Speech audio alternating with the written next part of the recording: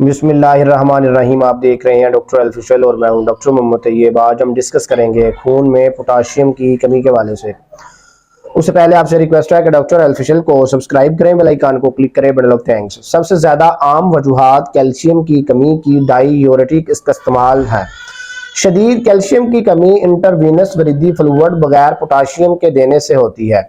عام وجوہات یہ ہے کہ رینل کی فالتو بڑھتی ہوئی ایکسکریشن جس میں پیشاب آور فلوئڈ کا استعمال ہے، لیور فیلئر اور ہارٹ فیلئر اور کشنز سنڈروم، رینل کی بیماریاں جیسے رینل ڈوسز، رینل ٹیوبلز کا تباہ ہونا اور ایکیوٹ لیوکیمیا. اس کے علامات مریض کو قے آنا، شدید اسہال وغیرہ سے بھی خون میں کیلشیم کی کمی ہو سکتی ہے. باٹلر سنڈروم، اس کنڈیشن میں گٹل مین سنڈروم، اس میں ہائپوکلیمیا، الکالوسس، ہائپوکلکیوریا اور بلڈ پریشر شامل ہے.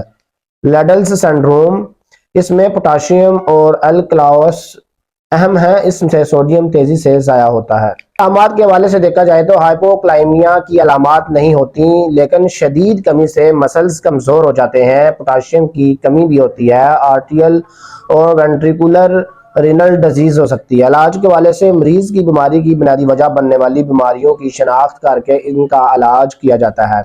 مثلاً خوراک کی کمی کو دور کرنے کے لیے تازہ پھل اور سبزیاں دی جائیں. پوٹاشیم کو بچانے والے فلوئڈز لگائے جائیں.